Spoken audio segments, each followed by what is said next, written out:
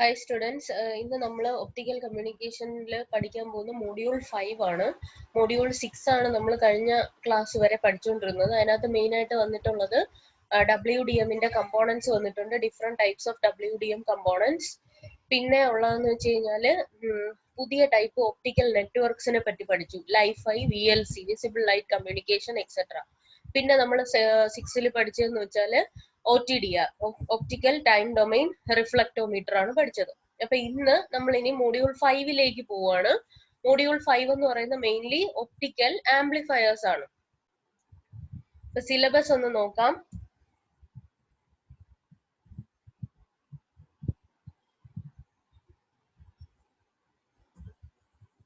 Syllabus വന്നിട്ട് optical amplifiers ആണ്. അതിന്റെ ബേസിക് കോൺസെപ്റ്റ്, അതിന്റെ applications, types of different optical amplifiers.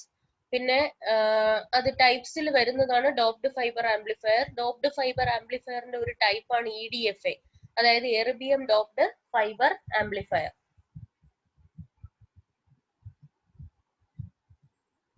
Erbium doped fibre amplifier, അതിന്റെ തിയറി, സ്ട്രക്ചർ, വർക്കിംഗ്. പിന്നെ വേറൊരു ടൈപ്പ് ആംപ്ലിഫയർ ആണ് semi conductor laser amplifier. Another type എന്ന് പറയുന്നത് രാമൻ ആംപ്ലിഫയർ. പിന്നെ TDFA എന്ന് പറഞ്ഞാൽ ഈ EDFA പോലെ, EDFA എർബിയം വെച്ച് ഡോപ്പ് ചെയ്യുന്നെങ്കിൽ TDFA എന്ന് പറയുന്നത് താലിയം വെച്ച് ഡോപ്പ് ചെയ്യുന്നതാണ്. താലിയം എന്ന് പറയുന്ന എലമെന്റ് വെച്ച് ഡോപ്പ് ചെയ്യുമ്പോഴാണ് TDFA കിട്ടുക. പിന്നെ ആംപ്ലിഫയറിന്റെ ഡിഫറെന്റ് കോൺഫിഗറേഷനും പെർഫോമൻസ് കമ്പാരിസണും. അപ്പൊ ഇന്നത്തെ ക്ലാസ്സിൽ ഞാൻ എന്താണ് ഒപ്റ്റിക്കൽ ആംപ്ലിഫയേഴ്സ്, എന്തൊക്കെ ആപ്ലിക്കേഷൻ ആണ് അതിനുള്ളത്, അതുപോലെ തന്നെ അതിന്റെ ടൈപ്സിൽ ഏതൊക്കെയാണെന്ന് പേര് പറയുന്നുണ്ട്. എന്നിട്ട് സെമി കണ്ടക്ടർ ലേസർ ആംപ്ലിഫയർ മാത്രം ഒന്ന് എക്സ്പ്ലെയിൻ ചെയ്യുന്നുണ്ട്. ഇത്രയാണ് ഇന്നത്തെ ഒരു ക്ലാസ്സിനകത്ത് ഞാൻ എടുക്കുന്നത്. Basic concept. അതിനകത്ത് നമ്മൾ ശരിക്കും ഈ ആംപ്ലിഫയർ ഒപ്റ്റിക്കൽ ലിങ്കിൽ വരുന്ന എവിടാന്ന് വെച്ച് കഴിഞ്ഞാൽ റീജനറേറ്റീവ് റിപ്പീറ്റേഴ്സിനകത്താണ്. ഈ റീജനറേറ്റീവ് റിപ്പീറ്റേഴ്സ് എന്ന് വെച്ചാൽ ട്രാൻസ്മിറ്ററിൽ നിന്ന് റിസീവറിലേക്ക് ഒരുപാട് ദൂരം ഉണ്ടെങ്കിൽ ഇടയ്ക്ക് വെച്ചിട്ട് സിഗ്നലിന്റെ സ്ട്രെങ്ത് കുറഞ്ഞു പോകാനുള്ള ചാൻസ് ഉണ്ട്. അപ്പൊ അങ്ങനെ സിഗ്നലിന്റെ സ്ട്രെങ്ത് കുറഞ്ഞു പോയാൽ നമുക്ക് റിസീവറിൽ കറക്റ്റ് ആയിട്ടുള്ള ഇൻഫർമേഷൻ റീച്ച് ആവത്തില്ല. അപ്പൊ അതുകൊണ്ട് നമ്മൾ ഇടയ്ക്കിടയ്ക്ക് എന്ത് ചെയ്യും, റീജനറേറ്റീവ് റിപ്പീറ്റർ വെക്കും. റീജനറേറ്റീവ് റിപ്പീറ്ററിന്റെ മെയിൻ കമ്പോണന്റ് എന്ന് വെച്ചാൽ ഒരു റിസീവർ കാണും. അതിന്റെ ഈ എൻഡിൽ, ഇപ്പൊ ഇതാണ് റീജനറേറ്റീവ് റിപ്പീറ്റർ എങ്കിൽ ഇവിടെ ഒരു റിസീവർ കാണും. അതായത് ഫെയ്ഡ് ആയ സിഗ്നൽ സ്ട്രെങ്ത് കുറഞ്ഞ സിഗ്നലിനെ ഇവിടെ ഉള്ള റിസീവർ റിസീവ് ചെയ്യും. ദെൻ ഒരു ആംപ്ലിഫയർ കാണും, ചിലപ്പോൾ ഒരു വേവ് ഷേപ്പിംഗ് സർക്യൂട്ടും കാണും. അപ്പൊ ആംപ്ലിഫയർ എന്ത് ചെയ്യും, ഇതിന്റെ പവർ ഒന്ന് ആംപ്ലിഫൈ ചെയ്യും. വേവ് ഷേപ്പിംഗ് സർക്യൂട്ട് ഡിസ്റ്റോർഷൻ എന്തെങ്കിലും ഉണ്ടെങ്കിൽ കോമ്പൻസേറ്റ് ചെയ്യും. ദെൻ ഇങ്ങറ്റത്ത് ഒരു ട്രാൻസ്മിറ്റർ കാണും. ആ ട്രാൻസ്മിറ്റർ എന്ത് ചെയ്യുമെന്ന് വെച്ചാൽ ഇവിടുന്ന് ആ പവർ അപ്പ് ചെയ്ത സിഗ്നലിനെ വെളിയിലോട്ട് വിടും. അപ്പൊ റീജനറേറ്റീവ് റിപ്പീറ്റർ എന്ന് പറയുന്ന ബ്ലോക്കിൽ വരുന്ന ഒരു സാധനമാണ് ഒപ്റ്റിക്കൽ ആംപ്ലിഫയർ എന്ന് പറയുന്നത്.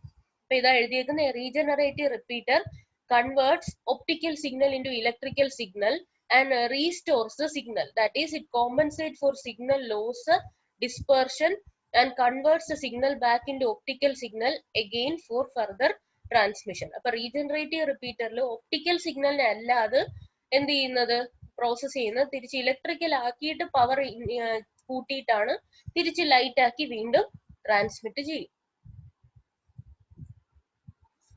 അടുത്തത് ഒപ്റ്റിക്കൽ ആംപ്ലിഫയേഴ്സ് എന്ന് പറയുന്നത്, അതിന്റെ ആപ്ലിക്കേഷൻ വെച്ചിട്ട് 3 രീതിയിലുള്ള ഒപ്റ്റിക്കൽ ആംപ്ലിഫയേഴ്സ് ഉണ്ട്. Inline optical amplifier, pre amplifier and power amplifier. അതിൽ ഇൻലൈൻ ഒപ്റ്റിക്കൽ ആംപ്ലിഫയർ എന്ന് പറഞ്ഞാൽ നേരത്തെ കണ്ട പോലെ ഒരു ഒപ്റ്റിക്കൽ ട്രാൻസ്മിറ്റർ ഉണ്ട്, ഒപ്റ്റിക്കൽ റിസീവർ ഉണ്ട്. അതിന്റെ ഇടയ്ക്ക് നമ്മൾ ഫൈബറിന്റെ ലെങ്ത് കൂടുതലാണെങ്കിൽ ഇവിടെ വരുന്ന സിഗ്നൽ ഉണ്ടോ, ഇതാണ് നമ്മൾ ട്രാൻസ്മിറ്റ് ചെയ്ത പൾസ്. പക്ഷെ കുറെ ദൂരം ട്രാവൽ ചെയ്തപ്പോ പൾസ് എന്ത് ചെയ്തു, ഫെയ്ഡ് ആയി പോയി. അപ്പൊ ആ ഫെയ്ഡ് ആയ പൾസിനെ ഈ റീജനറേറ്റർ വെച്ചതിന് ശേഷം നമ്മൾ എന്ത് ചെയ്യുന്നു, കുറച്ചുകൂടെ ഒന്ന് ബൂസ്റ്റപ്പ് ചെയ്ത് ഇതാകണ്ട തിരിച്ച് പവർ ജനറേറ്റ് ചെയ്തിട്ട് പവർ കുറച്ചുകൂടെ കൂട്ടിയതിന് ശേഷം വീണ്ടും ട്രാൻസ്മിറ്റ് ചെയ്യുന്നു. എന്നിട്ട് ഒപ്റ്റിക്കൽ റിസീവറിൽ അത് റിസീവ് ചെയ്യുന്നു. അപ്പൊ ഇതെന്തിനാ യൂസ് ചെയ്യുന്നതെന്ന് വെച്ചാൽ can be used to compensate for transmission loss എന്തെങ്കിലും ഉണ്ടെങ്കിൽ അത് കോമ്പൻസേറ്റ് ചെയ്യാം. അത് കാരണം നമുക്ക് എന്ത് ചെയ്യാൻ പറ്റും, ഈ റീജനറേറ്റീവ് റിപ്പീറ്റേഴ്സിന് ഇടയ്ക്കുള്ള ഡിസ്റ്റൻസ് ഇൻക്രീസ് ചെയ്യാൻ പറ്റും. ഓക്കെ, അപ്പൊ നമുക്ക് എന്താണ് റീജനറേറ്റീവ് റിപ്പീറ്റേഴ്സ് എന്ന് വെച്ചാൽ ഇടയ്ക്കിടയ്ക്ക് വെക്കുന്ന സാധനം. അപ്പൊ നല്ല ആംപ്ലിഫയറും കൂടെ ഇടയ്ക്ക് ഉണ്ടെങ്കിൽ ഈ റീജനറേറ്റീവ് റിപ്പീറ്ററിന് ഇടയ്ക്കുള്ള ലെങ്ത് നമുക്ക് കൂട്ടാനായിട്ട് പറ്റും. അടുത്തത് pre amplifier.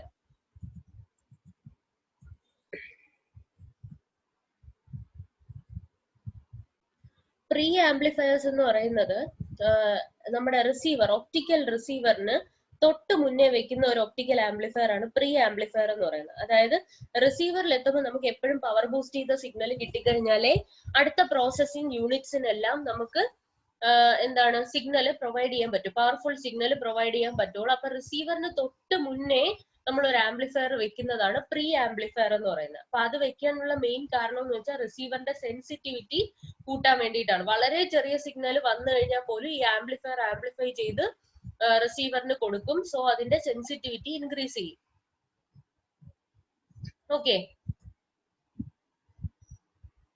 Next one power amplifier. Power amplifier എന്ന് പറയുന്നത് ട്രാൻസ്മിറ്റിംഗ് സൈഡിലുള്ള ആംപ്ലിഫയർ ആണ്. ട്രാൻസ്മിറ്ററിന്റെ അടുത്ത് തന്നെ ഒരു നല്ലൊരു ആംപ്ലിഫയർ വെച്ച് നല്ല രീതിയിൽ പവർ ബൂസ്റ്റ് ചെയ്ത് ട്രാൻസ്മിറ്റ് ചെയ്യും. ട്രാൻസ്മിറ്റ് ചെയ്യുമ്പോൾ കുറേ ദൂരം ആ പവർ വെച്ചതിന് ട്രാൻസ്മിറ്റ് ചെയ്ത് പോകാനായിട്ട് പറ്റും. അപ്പൊ അതാണ് പവർ ആംപ്ലിഫയർ എന്ന് പറയുന്നത്. It is placed just near to this optical transmitter. Okay, power or booster amplifier, it is also called as booster amplifier, are placed immediately after an optical transmitter to boost the power transmitted. Transmitted power boost ചെയ്യാൻ വേണ്ടി immediately after നമ്മൾ place ചെയ്യുന്ന amplifier ആണ് power amplifier എന്ന് പറയുന്നത്. Next optical ആംപ്ലിഫയറിന്റെ general working ആണ് ഈ ഒരു പടം കൊണ്ട് അവർ എഴുതിയേക്കുന്നത്. അതായത് ഈ ഒരു പടം കൊണ്ട് നമുക്ക് ഒപ്റ്റിക്കൽ ആംപ്ലിഫയറിന്റെ മെയിൻ വർക്കിംഗ് കണ്ടുപിടിക്കാൻ പറ്റും. അതായത് ഇതെന്ന് പറയുന്ന ഒപ്റ്റിക്കൽ സിഗ്നൽ വരികയാണ്. ഒപ്റ്റിക്കൽ സിഗ്നൽ വരികയാണ്, അത് ആംപ്ലിഫയറിനകത്തേക്ക് കയറാൻ വേണ്ടി വെച്ചിരിക്കുന്ന, അതായത് ഒപ്റ്റിക്കൽ ഫൈബറും ആംപ്ലിഫയറും തമ്മിൽ കണക്ട് ചെയ്തേക്കുന്ന കപ്ലേഴ്സ് ആണ് ഈ ബ്ലൂ കളറിൽ കാണിച്ചിരിക്കുന്നത്. ഓക്കെ, ഈ കപ്ലേഴ്സ് എന്ന് പറയുന്നത് ഒപ്റ്റിക്കൽ സിഗ്നൽ ഇൻപുട്ടും, അതായത് ഒപ്റ്റിക്കൽ ഫൈബറും നമ്മുടെ ഇതാണ് നമ്മുടെ ആംപ്ലിഫയർ. ഈ ആംപ്ലിഫയർ അപ്പൊ ഇതിനകത്ത് ആംപ്ലിഫയറും ഫൈബർ ഒപ്റ്റിക്സും തമ്മിൽ കണക്ട് ചെയ്യുന്ന കപ്ലേഴ്സ് ആണ് ബ്ലൂ കളറിൽ കാണിച്ചേക്കുന്നത്. ആംപ്ലിഫയറിനകത്തുള്ള ഒരു ഇതാണ് ആക്റ്റീവ് മീഡിയം എന്ന് പറയുന്നത്. ശരിക്കും ഡിപ്ലീഷൻ റീജിയൻ തന്നെയാണ് ആക്റ്റീവ് മീഡിയം എന്ന് ഉദ്ദേശിക്കുന്നത്. ഈ ആക്റ്റീവ് മീഡിയമിൽ വെച്ചിട്ടാണ് ആംപ്ലിഫിക്കേഷൻ നടക്കുന്നത്. അപ്പൊ ആംപ്ലിഫിക്കേഷൻ നടക്കാനായിട്ട് ഒരു സാധനവും കൂടെ വേണം, ഒരു പമ്പ് സോഴ്സ്. ഈ പമ്പ് സോഴ്സ് എന്ന് പറയുന്നത് മിക്ക ഒപ്റ്റിക്കൽ ആംപ്ലിഫയറും വർക്ക് ചെയ്യുന്നത് സ്റ്റിമുലേറ്റഡ് എമിഷൻ വെച്ചിട്ടാണ്. അപ്പൊ സ്റ്റിമുലേറ്റഡ് എമിഷൻ വെച്ചിട്ട് വർക്ക് ചെയ്യുമ്പോഴത്തേക്കും അതിന് ഒരു കണ്ടീഷൻ ഉണ്ട്. നമുക്ക് സ്റ്റിമുലേറ്റഡ് എമിഷൻ വരാൻ വേണ്ടിയിട്ടുള്ള മെയിൻ കണ്ടീഷൻ എന്ന് പറയുന്നത് എന്താണ്? പോപ്പുലേഷൻ ഇൻവേർഷൻ കണ്ടീഷൻ ആണ്. അപ്പൊ പോപ്പുലേഷൻ ഇൻവേർഷൻ അച്ചീവ് ചെയ്യണം എന്നുണ്ടെങ്കിൽ നമുക്കൊരു പമ്പ് സോഴ്സ് വേണം. അതിനാണ് ഈ പമ്പ് സോഴ്സ് വെച്ചിരിക്കുന്നത്. ഓക്കെ, അത് ഡീറ്റെയിൽ ആയിട്ട് നമുക്ക് അടുത്ത സ്ലൈഡിൽ നോക്കാൻ പറ്റും. അത് തന്നെയാണ് ഇവിടെ എഴുതിയിരിക്കുന്നത്.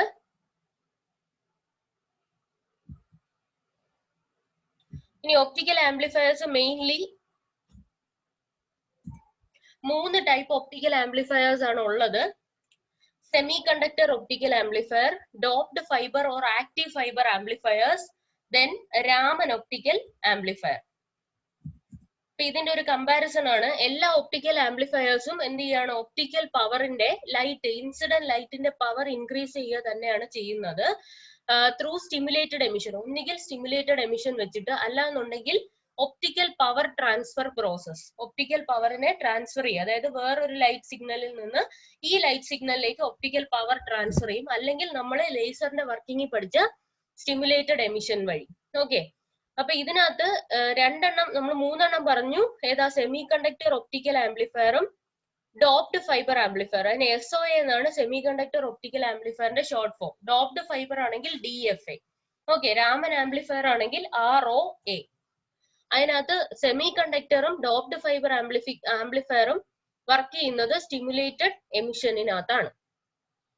ഓക്കെ, അതായത് ഒരു എക്സ്റ്റേണൽ പമ്പ് വെച്ചിട്ട് പോപ്പുലേഷൻ ഇൻവേർഷൻ നടന്ന് അതിനുശേഷം ലൈറ്റ് വന്ന് വീഴുമ്പോഴത്തേക്ക് സ്റ്റിമുലേറ്റഡ് എമിഷൻ നടക്കുന്ന പ്രോസസ് ആണ് സെമി കണ്ടക്ടർ ഒപ്റ്റിക്കൽ ആംപ്ലിഫയറിലും ഡോപ്ഡ് ഫൈബർ ആംപ്ലിഫയറിലും ഉള്ളത്. ഓക്കെ, ദെൻ പമ്പ് എന്ന് പറയുന്നത് പോപ്പുലേഷൻ ഇൻവേർഷൻ അച്ചീവ് ചെയ്യാൻ വേണ്ടിയിട്ടുള്ള ഒരു എനർജി സോഴ്സ് ആണ്. അപ്പൊ ഇതിനകത്ത് മെയിൻലി നമ്മൾ പഠിക്കുന്നത്, ഇപ്പൊ ആദ്യത്തെ ഒരു ഇത് പഠിക്കുന്നത് ഒപ്റ്റിക്കൽ സെമി കണ്ടക്ടർ ഒപ്റ്റിക്കൽ ആംപ്ലിഫയറിനെ പറ്റിയാണ്. അപ്പൊ ഒരു സെമി കണ്ടക്ടർ ക്യാവിറ്റി ഉണ്ട്, അതായത് ഒരു PN ജംഗ്ഷൻ തന്നെയാണ്. ആ PN ജംഗ്ഷനിൽ സാധാ സമയത്ത് ഇരിക്കുമ്പോൾ എന്താ ചെയ്യുന്നത്? സാധാ സമയത്ത് ഇരിക്കുമ്പോൾ പി ടൈപ്പ് സെമി കണ്ടക്ടറിൽ നിന്ന് ഹോൾസ് ഇങ്ങോട്ട് പോവും, എൻ ടൈപ്പ് സെമി കണ്ടക്ടറിൽ നിന്ന് ഇലക്ട്രോൺസ് ഇങ്ങോട്ട് പോവും. ഇത് നടുക്കത്തെ റീജിയനിൽ ഒരു ഡിപ്ലീഷൻ ലെയർ ഫോം ചെയ്യും. ഓക്കെ, എന്നിട്ട് നമ്മൾ ഇതിനെ ഫോർവേഡ് ബയസിംഗ് ആണ് ചെയ്യാൻ പോകുന്നത്. ഫോർവേഡ് ബയസിംഗ് ചെയ്യാൻ നേരം എന്താണ്, ഈ ഡിപ്ലീഷൻ റീജിയനകത്തുള്ള വിഡ്ത് കുറഞ്ഞു വരും. കുറഞ്ഞു വന്നതിന് ശേഷം ഇവിടെ നിന്ന് ഒരു ഇലക്ട്രിക്കൽ ഡ്രൈവ് കറണ്ട് കൊടുക്കുമ്പോൾ ഈ ഡിപ്ലീഷൻ റീജിയനിലുള്ള ബാലൻസ് ബാൻഡിലുള്ള ഇലക്ട്രോൺസ് കണ്ടക്ഷൻ ബാൻഡിൽ പോയി നിൽക്കും. അതായത് പോപ്പുലേഷൻ ഇൻവേർഷൻ കണ്ടീഷൻ അച്ചീവ് ചെയ്യും due to this electrical drive current. ഈ ഇലക്ട്രിക്കൽ ഡ്രൈവ് കറണ്ട് ആണ് പമ്പ് സോഴ്സ് നമുക്ക് തരുന്നത്. അപ്പൊ പമ്പ് സോഴ്സ് വഴി വരുന്ന ഇലക്ട്രിക്കൽ ഡ്രൈവ് കറണ്ട് ഈ ഡിപ്ലീഷൻ റീജിയനിൽ ഇരിക്കുന്ന ബാലൻസ് ബാൻഡിലെ ഇലക്ട്രോൺസിനെ എക്സൈറ്റ് ചെയ്ത് കണ്ടക്ഷൻ ബാൻഡിൽ കൊണ്ടുവന്ന് എത്തിക്കും.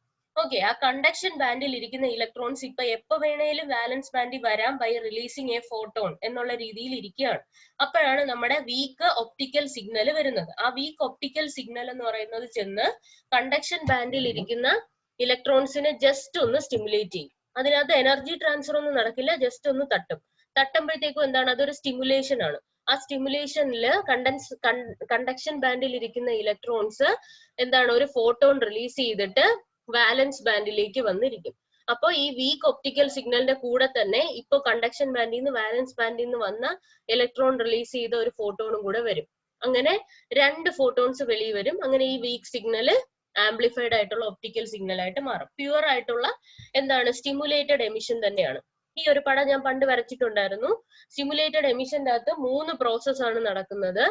ഒന്ന് അബ്സോർപ്ഷൻ, രണ്ടാമത്തെ സ്പോണ്ടേനിയസ് എമിഷൻ, മൂന്നാമത്തത് സ്റ്റിമുലേറ്റഡ് എമിഷൻ. അബ്സോർപ്ഷൻ എന്ന് പറയുന്നത് ഒരു ഫോട്ടോൺ വന്ന് വീഴുന്നു. ഇതാണ് പമ്പിങ് ആക്ഷൻ ഇവിടെ നടക്കുന്നത്. അതായത് ഡ്രൈവ് കറണ്ടിൽ നിന്നുള്ള എനർജി എടുത്തിട്ട് ആറ്റം, അതായത് ഇലക്ട്രോൺ എന്ന് വിചാരിച്ചാൽ മതി. Electron conduction valence band, lower energy ലെവലായിട്ടുള്ള വാലൻസ് ബാൻഡിൽ നിന്ന് ഹയർ എനർജി ലെവലായിട്ടുള്ള കണ്ടക്ഷൻ ബാൻഡിലേക്ക് മൂവ് ചെയ്ത് ഇവിടെ അതിന്റെ കോൺസെൻട്രേഷൻ കൂടിയിരിക്കും. പിന്നെ അടുത്തതെന്ന് പറയുന്നത് സ്പോണ്ടേനിയസ് എമിഷൻ ആണ്. സ്പോണ്ടേനിയസ് എമിഷൻ നാച്ചുറൽ ആണ്. അതായത് എപ്പോഴും ഒരു ഹൈ എനർജിയിൽ ഇരിക്കുന്ന ഇലക്ട്രോൺ ലോ എനർജിയിലേക്ക് വരാനുള്ള ടെൻഡൻസി കാണിച്ചുകൊണ്ടിരിക്കും. അത് തനിയെ വരികയാണ്. അതേപോലെ ഫോട്ടോൺ എമിറ്റ് ചെയ്യുകയാണെങ്കിൽ അത് സ്പോണ്ടേനിയസ് എമിഷൻ. ഇത് നമ്മുടെ സ്റ്റിമുലേറ്റഡ് എമിഷന് വേണ്ടാത്തൊരു ഫിനോമിനയാണ് ശരിക്കും. സ്റ്റിമുലേറ്റഡ് എമിഷനിൽ എന്താണ് വരുന്നത്, ഒരു സിഗ്നൽ വന്നിട്ട് ഈ പോപ്പുലേഷൻ ഇൻവേർഷൻ നടന്നിരിക്കുന്ന ഇലക്ട്രോൺ, കണ്ടക്ഷൻ ബാൻഡിൽ ഇരിക്കുന്ന ഇലക്ട്രോണിനെ ജസ്റ്റ് ഒന്ന് സ്റ്റിമുലേറ്റ് ചെയ്യും. ഇവിടെ വെച്ചൊന്ന് ഒരു തട്ട് കൊടുക്കുമ്പോഴത്തേക്കും ഇതെന്ത് ചെയ്യും, തിരിച്ച് വാലൻസ് ബാൻഡിൽ വരും. അപ്പൊ ഈ വന്ന ഫോട്ടോണും ഇത് ഇങ്ങോട്ട് തിരിച്ചു വന്നപ്പോൾ ഉള്ള റിലീസായ എനർജി ഫോട്ടോണും കൂടെ സെയിം ഡിറക്ഷനിൽ മൂവ് ചെയ്യുമ്പോൾ ഒന്നിന് പകരം 2 ആയിട്ട് വെളിയിൽ വരും. അപ്പൊ ആംപ്ലിഫിക്കേഷൻ നടന്നില്ലേ, 2 ഫോട്ടോൺസ് വന്നു. സോ ഇന്റൻസിറ്റി കൂടിയില്ലേ. അപ്പൊ ഇതാണ് അവിടെ നടക്കുന്നത്. അപ്പൊ ഇവിടെ എന്ന് വെച്ചാല് വീക്ക് ആയിട്ടുള്ള ഇൻഫർമേഷൻ സിഗ്നൽ, ഇവിടെ നടക്കുന്ന ഈ പ്രോസസ്സും മാത്രം നോക്കിയാൽ മതി നമ്മുടെ ആംപ്ലിഫയറിനകത്ത്. അപ്പൊ ഈ വരുന്നത് ഡ്രൈവ് കറണ്ടിൽ നിന്നുള്ള എനർജിയാണ്. ആ എനർജി അബ്സോർവ് ചെയ്ത് ഇലക്ട്രോൺ കണ്ടക്ഷൻ ബാൻഡിൽ പോവും. അങ്ങനെയാണ് പമ്പ് സോഴ്സ് കാരണം പോപ്പുലേഷൻ ഇൻവേർഷൻ നടക്കുന്നത്. ഇപ്പൊ E2 എന്ന് പറയുന്ന കണ്ടക്ഷൻ ബാൻഡിലെ എനർജി ലെവല് ഇലക്ട്രോൺസിനെ കൊണ്ട് നിറഞ്ഞിരിക്കുമായിരിക്കും. അപ്പോഴാണ് നമ്മുടെ ഇൻഫർമേഷൻ സിഗ്നൽ, വീക്ക് ആയിട്ടുള്ള ഇൻഫർമേഷൻ സിഗ്നൽ വരുന്നത്. ആ വരുന്ന ഇൻഫർമേഷൻ സിഗ്നൽ ഇവിടെ നിറഞ്ഞിരിക്കുന്ന ഇലക്ട്രോൺസിനെ സ്റ്റിമുലേറ്റ് ചെയ്യും. സ്റ്റിമുലേറ്റ് ചെയ്യുമ്പോൾ എന്ത് സംഭവിക്കും, ഇത് വാലൻസ് ബാൻഡിൽ വരും. അപ്പൊ എനർജി റിലീസ് ചെയ്യും. ആ എനർജിയും ഈ വന്ന വീക്ക് സിഗ്നലും കൂടെ ചേർന്ന് ഒരു ഹൈ എനർജി ആയിട്ട് വെളിയിലേക്ക് പോകും. അപ്പൊ അതാണ് സെമി കണ്ടക്ടർ ഒപ്റ്റിക്കൽ ആംപ്ലിഫയറിന്റെ പ്രിൻസിപ്പിൾ ഓഫ് വർക്കിംഗ് എന്ന് പറയുന്നത്, സ്റ്റിമുലേറ്റഡ് എമിഷൻ. അതാണ് ഇവിടെ പറഞ്ഞേക്കുന്നത്. Semi conductor optical amplifier is basically A PN junction. Light is amplified through spontaneous emission when it propagates through active region. Active റീജിയനിൽ കൂടെ പ്രൊപ്പഗേറ്റ് ചെയ്യുമ്പോഴത്തേക്കും stimulated emission നടക്കുമ്പോഴാണ് അതിന്റെ ആംപ്ലിഫിക്കേഷൻ നടക്കുന്നത്. ഇനി ഒരു PN ജംഗ്ഷൻ ആണ്. അതിനകത്ത് holes diffuse from P side to N type semiconductor and electrons diffuses from N type to P type semiconductor and form a depletion region. ഇത് നമ്മൾ പണ്ട് ഇലക്ട്രോണിക്സിൽ പഠിക്കുന്നതാ, ഡിപ്ലീഷൻ റീജിയൻ എങ്ങനെയാ ഫോം ചെയ്യുന്നത്. അപ്പോഴാണ് നമ്മൾ ഡിപ്ലീഷൻ റീജിയൻ ഫോം ചെയ്തിരിക്കുമ്പോഴാണ് ഒരു ഫോർവേഡ് ബയസ് അവിടെ കൊടുക്കുന്നത്. അപ്പൊ width of the depletion region reduce ആവും. പിന്നെ there is a shift of electron from N type region to P type region. This increases the electron concentration in the conduction band. ഇതാണ് pumping process നടക്കുന്നത്. This increases the electron concentration in the conduction band of the P type region. This result in population inversion with a sufficiently high forward bias sufficiently high forward bias ആകുമ്പോഴത്തേക്കും population inversion നടക്കും. Population inversion എന്ന് വെച്ചാൽ ശരിക്കും population വരേണ്ടത് വാലൻസ് ബാൻഡിലാ കൂടുതൽ, പക്ഷെ നമ്മൾ energy കൊടുത്തിട്ട് കണ്ടക്ഷൻ ബാൻഡിലെ പോപ്പുലേഷൻ കൂട്ടുന്നു. അതാണ് പോപ്പുലേഷൻ ഇൻവേർഷൻ കണ്ടീഷൻ. ഇനി ഇതിന്റെ ക്യാരക്ടറിസ്റ്റിക്സ് ആണ്. ഗെയിൻ എന്ന് പറയുന്നത് ഹൈ ഗെയിൻ ആണ്, അപ്രോക്സിമേറ്റ്ലി ഈക്വൽ ടു 20 dB വരെ ഗെയിൻ കിട്ടും. പിന്നെ പവർ, ഔട്ട്പുട്ട് പവർ എന്ന് പറയുന്ന 5 to 10 dB മീറ്റർ കിട്ടും. ദെൻ ലാർജ് ബാൻഡ് വിഡ്ത്ത് ആണ്. പിന്നെ ഓപ്പറേറ്റീവ് വേവ് ലെങ്ത് എന്ന് പറയുന്നത് 800, 1300 1500 നാനോമീറ്റർ ആണ്. നമ്മുടെ 1300 1500 നാനോമീറ്റർ എന്ന് പറയുന്ന അറ്റിനുവേഷൻ കുറഞ്ഞ വിൻഡോസിലുള്ള ഈ 800 1300 1500 എന്ന് പറയുന്നതിന് ഒരു പ്രത്യേകതയുണ്ട്. അറ്റിനുവേഷൻ വളരെ കുറഞ്ഞിരിക്കുന്ന വിൻഡോസ് ആണ് ഇതെല്ലാം. ഈ ഒരു റീജിയനിൽ ഓപ്പറേറ്റ് ചെയ്യാൻ SOAക്ക് പറ്റും. അപ്പൊ അത് നമ്മുടെ അഡ്വാൻറ്റേജ് ആണ്. അറ്റിനുവേഷൻ വളരെ കുറവായിരിക്കും ആ സമയത്ത്. പിന്നെ കോമ്പാക്ട് ആണ്, easily integrated with other device, can be integrated into array. അതായത് ഇപ്പൊ ഒരു ആംപ്ലിഫയർ പോരാ, ഒത്തിരി പവർ വേണമെങ്കിൽ SOയുടെ ഒരു അറേ തന്നെ ഉണ്ടാക്കാൻ പറ്റും. പിന്നെ high noise figure and cross talk levels. അതായത് നോയ്സ് ഫിഗർ എന്ന് പറഞ്ഞാൽ സിഗ്നൽ ടു നോയ്സ് റേഷ്യോ ആണ്, അതായത് നോയ്സ് കുറവെന്നാണ് അർത്ഥം. അതാണ് characteristics of semiconductor optical amplifier. അടുത്തത് types of semiconductor optical amplifier. രണ്ട് ടൈപ്പ് ആണുള്ളത്. SOA രണ്ട് ടൈപ്പ് ഉണ്ട്. ഫാബ്രിക് പെറോട്ട് ആംപ്ലിഫയറും ഉണ്ട്, ട്രാവലിംഗ് വേവ് ആംപ്ലിഫയറും ഉണ്ട്. അതിൽ ഫാബ്രിക് പെറോട്ട് ആംപ്ലിഫയർ എന്ന് വെച്ചാൽ നമ്മൾ ഫാബ്രിക് പെറോട്ട് ലേസർ പഠിച്ചു. എന്താണ്, രണ്ട് സൈഡിലും ആംപ്ലിഫയറിന്റെ ലേസറിന്റെ രണ്ട് സൈഡിലും നമ്മൾ എന്ത് ചെയ്യുന്നു, റിഫ്ലക്റ്റഡ് കോട്ടിങ്സ് വെക്കുന്നു. അപ്പൊ എന്ത് സംഭവിക്കും, ഇവിടെ വന്ന് വെളിയിൽ പോവാതെ വീണ്ടും റിഫ്ലക്ട് ചെയ്ത് ആക്റ്റീവ് റീജിയനിൽ കൂടെ വീണ്ടും ട്രാവൽ ചെയ്യും. അപ്പൊ ട്രാവൽ ചെയ്യുമ്പോഴത്തേക്കും എന്താണ്, വീണ്ടും സ്റ്റിമുലേറ്റഡ് എമിഷൻ നടന്നിട്ട് ഇതിന്റെ പവർ കൂടി കൂടി വരും. അതാണ് ഫാബ്രിക് പെറോട്ട് ആംപ്ലിഫയേഴ്സ്. അതേ സെയിം ഇത് തന്നെ നമ്മുടെ SOA സെമി കണ്ടക്ടർ ലേസർ ആംപ്ലിഫയറിനെ എടുത്ത് രണ്ട് മിററിന്റെ ഇടയ്ക്ക് വെക്കുന്നു. അപ്പൊ അതിൽ നിന്ന് റിലീസ് ആവുന്ന ഒപ്റ്റിക്കൽ എനർജി എന്ത് ചെയ്യും, റിഫ്ലക്ട് ചെയ്ത് അതിനകത്ത് തന്നെ നിൽക്കും, പുറത്ത് പോകത്തില്ല. അതാണ് എഴുതിയിരിക്കുന്നത്. In Fabry Perot semiconductor optical amplifier the signal is reflected between the end faces and makes them pass through the amplifier many times. അപ്പൊ ഒരുപാട് പ്രാവശ്യം ഈ ഒരു സിമുലേറ്റഡ് എമിഷൻ അതിനകത്ത് നടക്കും. അപ്പൊ ഇതിനകത്ത് റിഫ്ലക്ടിവിറ്റി എന്ന് പറയുന്നത് 0.01 to 0.3% വരെ ചെയ്യാറുണ്ട്. അതായത് 30% വരെ റിഫ്ലക്റ്റീവ് കോട്ടിംഗ് ആണ് നമ്മൾ അടിക്കുന്നത്. FPA is normally biased below normal lacing threshold. അപ്പൊ ഇതിനകത്തുള്ള ബയസിംഗ് കൊടുക്കുന്നത് നോർമൽ ലേസറിന്റെ ത്രെഷോൾഡ് കറണ്ടിന് കുറവായിട്ടാണ് ബയസിംഗ് കൊടുക്കാറുള്ളത്. ഓക്കെ, നോയ്സ് ഒക്കെ കുറയാൻ വേണ്ടിയിട്ടുള്ളതാണ്. പിന്നെ വേറൊരു കാര്യം എന്ന് വെച്ച് കഴിഞ്ഞാൽ ഇതിനകത്ത് വരുന്ന ഒരു ഡിസഡ്വാൻറ്റേജ് എന്ന് വെച്ചാൽ എവിടെയെങ്കിലും സ്പോണ്ടേനിയസ് എമിഷൻ നടന്നു, സ്പോണ്ടേനിയസ് എമിഷൻ ശരിക്കും നമുക്ക് ഈ സ്റ്റിമുലേറ്റഡ് എമിഷന്റെ ഇടയ്ക്ക് നടക്കാൻ പാടില്ല, നടന്നാൽ അത് നോയ്സ് ആയിട്ടാണ് കണക്കാക്കുന്നത്. അപ്പൊ ഇതിന്റെ ഇടയ്ക്ക് എവിടെയെങ്കിലും ഒരു നോയ്സ് ജനറേറ്റ് ചെയ്ത് കഴിഞ്ഞാൽ എന്ത് സംഭവിക്കുമെന്ന് വെച്ചാൽ ഈ മിററിന്റെ ഇടയ്ക്ക് ഇത് കിടന്ന് ഈ നോയ്സും കൂടെ ആംപ്ലിഫൈ ചെയ്യും. അപ്പൊ അത് നമുക്കൊരു ഡിസഡ്വാൻറ്റേജ് ആണ്. പിന്നെ ഇതിനകത്തെന്ന് വെച്ചാൽ it is very sensitive to fluctuation in bias current. അപ്പൊ ഈ ഫോർവേഡ് ബയസ് ചെയ്തേക്കുന്ന കറണ്ടിൽ എന്തെങ്കിലും ഫ്ലക്ച്വേഷൻ വന്നാൽ ഇത് നല്ല രീതിയിൽ ഡിപ്പെൻഡന്റ് ആവും. അതേപോലെ ടെമ്പറേച്ചർ ഡിപ്പെൻഡന്റ് ആണ്, പോളറൈസേഷൻ ഡിപ്പെൻഡന്റും ആണ്. ഇനി ട്രാവലിംഗ് വേവ് ട്യൂബ് ആംപ്ലിഫയർ ആണെങ്കിൽ ഇതിന്റെ റിഫ്ലക്ടിവിറ്റി എന്ന് പറയുന്നത് വളരെ കുറച്ചിട്ടുണ്ട്. അതായത് വളരെയധികം പ്രാവശ്യം ഇത് കടന്ന് റിഫ്ലക്ട് ചെയ്യത്തില്ല, ഇത് 1 or 2 പ്രാവശ്യം റിഫ്ലക്ട് ചെയ്യത്തുള്ളൂ. അപ്പൊ അതെന്ന് പറഞ്ഞാൽ ഇതിന്റെ ഒരു മെയിൻ അഡ്വാൻറ്റേജ് എന്ന് വെച്ചാൽ ഇത് നോയ്സ് വളരെ കുറവായിരിക്കും മറ്റത് വെച്ച് നോക്കുമ്പോൾ. കാരണം മറ്റതിനകത്ത് ഒത്തിരി ടൈംസ് നോയ്സും കൂടെ മൾട്ടിപ്ലൈ ആവുന്നുണ്ട്, പക്ഷെ ഇതിനകത്ത് അങ്ങനെയല്ല. അപ്പൊ ഇതിൽ നോക്കിയത് travelling wave SOA to eliminate reduce the end reflectiveness. ആ എൻഡ് റിഫ്ലക്റ്റീവ്നെസ് എന്നൊക്കെ പറയുന്ന നോയ്സ് ആണ്. ആ നോയ്സിനെ റെഡ്യൂസ് ചെയ്യും. അതെങ്ങനെയാന്ന് വെച്ചാൽ thin layer of silicon dioxide, silicon oxide or silicon nitride is applied on the end faces. അപ്പം നമ്മുടെ റിഫ്ലക്റ്റീവ് മിററിനകത്ത് സിലിക്കൺ ഓക്സൈഡോ സിലിക്കൺ നൈട്രൈഡോ അപ്ലൈ ചെയ്യും. അപ്പൊ അതിന്റെ റിഫ്ലക്ടിവിറ്റി കുറയും. അപ്പം കൂടുതൽ റിഫ്ലക്ഷൻസ് ഉണ്ടാവത്തില്ല. അപ്പൊ reflectivities are reduced to 1 × 10⁻³ or less. Effect എന്ന് പറയുന്നത് സപ്രസ്ഡ് റെസൊണൻസ്, അതായത് നോയ്സ് കുറയും, പിന്നെ ബാൻഡ് വിഡ്ത്ത് കൂടും, സ്പെക്ട്രൽ ബാൻഡ് വിഡ്ത്ത് കൂടും, പിന്നെ ത്രെഷോൾഡ് കൂടും. ഓക്കെ, ഇതൊക്കെയാണ് ഇതിന്റെ ഇമ്പോർട്ടൻസ്. പിന്നെ ഇതിനകത്ത് ലെസ് ഡിപ്പെൻഡന്റ് ആക്കും, അതായത് ഫ്ലക്ച്വേഷൻ ഇൻ ബയസ് കറണ്ടിനെ അത്ര ഡിപ്പെൻഡ് ചെയ്യത്തില്ല, ടെമ്പറേച്ചർ ഡിപ്പെൻഡൻസും അത്രക്കില്ല, പോളറൈസേഷൻ ഡിപ്പെൻഡൻസും അത്രക്കില്ല. സോ ഇത് കുറച്ചുകൂടെ റിലയബിൾ ആണ്. ഓക്കെ, ഇതാണ് TWA എന്ന് പറയുന്നത്. അപ്പം നമുക്ക് ലീനിയർ ആപ്ലിക്കേഷൻ ആണെങ്കിൽ നമ്മൾ എടുക്കേണ്ടത് ട്രാവലിംഗ് വേവ് ട്യൂബ് ആംപ്ലിഫയേഴ്സ് ആണ് എടുക്കേണ്ടത്. ഓക്കെ, ഇതാണ് ട്രാവലിംഗ് വേവ് ട്യൂബിൻ്റെത്. ഇതിന്റെ എന്താണ് നമ്മുടെ